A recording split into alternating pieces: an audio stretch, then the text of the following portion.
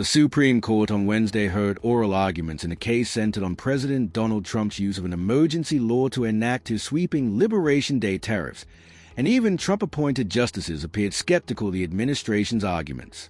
Several questions from conservative justices, particularly Neil Gorsuch and Amy Coney Barrett, suggested uncertainty about allowing Trump to use the International Emergency Economic Powers Act, IEPA, to enact his steep 10% tariffs on most imports. A ruling against the administration would deliver a major blow to Trump's signature economic policy.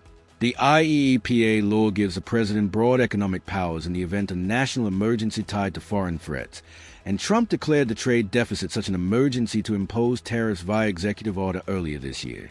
But the law does not mention the word tariff or taxes, a major sticking point in both this week's oral arguments and the lower court's earlier review of the case. Most of the justices' questions focus on a single phrase in the law, the power to regulate importation during a national emergency, and whether that phrase grants Trump the authority he claims. Several justices seemed wary of a reading that could hand Congress's Article I power over revenue and taxation to the executive branch. Supreme Court to weigh Trump tariff powers in blockbuster case. This included Trump's appointees, who appear to struggle with separation of powers issues that could vastly expand presidential authority, not only for Trump but for his successors as well.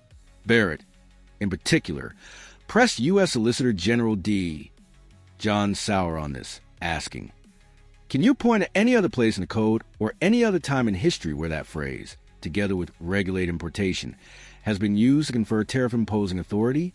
Gorsuch later asked Sauer about his theory of the Constitution and major questions doctrine, indicating concern about separation of powers issues and granting too much power to the executive. Trump asked Supreme Court for urgent ruling on tariff powers as stakes could not be higher. What would prohibit Congress from abdicating all responsibility to regulate foreign commerce or declare war to the president? Gorsuch asked Sauer, "Challengers, including private entities in Democratic-led states, argue that Congress must clearly state when it wants president to have the authority to implement tariffs. In court filings, they pointed to laws such as Section 232, National Security Trade Measures, and Section 301, Retaliation for Unfair Trade, as times when Congress expressly gave tariff powers to the president. By contrast, IEEPA has been used for embargoes, asset freezes, and licensing, but never across-the-board tariffs. The last time the court permitted a delegation of tariff powers to the president, in Algonquin SNGVVA 1976, it relied on Section 232 because Congress put that authority plainly in the statute. Challengers said there is no comparable language in IEEPA. The liberal justices on the court signaled that without clear words from Congress, IEEPA cannot provide Trump with tariff authority.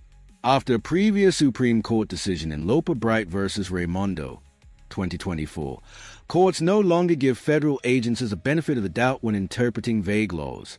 And under the major questions doctrine referred to by Gorsuch and other justices, large, economy-wide actions like Trump's tariffs need a plain, specific grant from Congress. Jonathan Turley, Supreme Court ruling on Trump tariffs comes down to a numbers game. Court watchers and legal experts said after arguments that a Trump administration win could be more difficult than expected, though each cautioned it is hard to draw conclusions from roughly 2 hours of oral arguments, a fraction of the total time justices spend reviewing a case. Jonathan Turley, a law professor and Fox News contributor, said in a blog post that the justices were skeptical and uncomfortable with the claim of authority, and the odds still favored the challengers. However, there's a real chance of a fractured decision that could still produce an effective win for the administration, Tully added. Supreme Court prepares to confront monumental case over Trump executive power and tariff authority. Jack Goldsmith, a former Assistant Attorney General in the George W. Bush administration, did not go quite as far. "I think that it is fair to say that the justices the government needs to win the case," Chief Justice John Roberts and Justices Neil Gorsuch and Amy Coney Barrett asked the government very hard questions that did express skepticism about important elements of its case, Goldsmith said in a New York Times interview. But they also asked the other side very hard questions. "I do not think any of these three tipped off their hands definitively. I did not find anything terribly surprising in the questions." Brent Scorup, a legal fellow at the Cato Institute, digital in an emailed statement that members of the court seemed uncomfortable with expanding presidential power over tariffs. Most justices appeared attentive to the risk of deferring to a president's interpretation of an ambiguous statute, and the executive branch discovering new powers in old statutes, SCOTUS said.